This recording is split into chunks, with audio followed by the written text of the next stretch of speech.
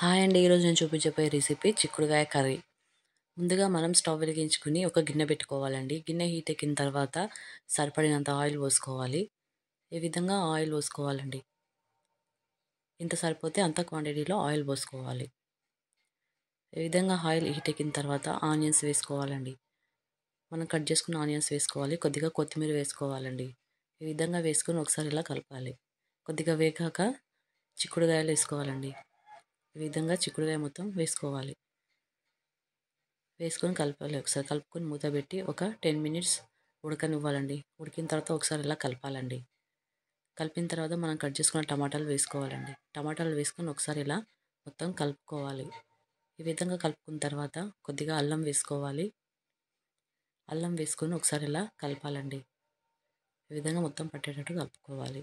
1/2 table spoon పసుపు వేసుకున్నాను. ఇక్కడ నేను 3 టేబుల్ స్పూన్ కారం వాడుతున్నానండి.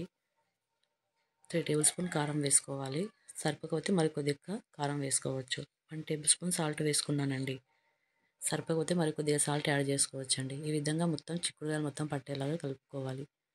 ఈ విధంగా కలుపుకున్న తర్వాత సరిపడినంత వాటర్ పోసుకోవాలండి. వాటర్ పోసుకొని ఒకసారి కలుపుకోవాలండి.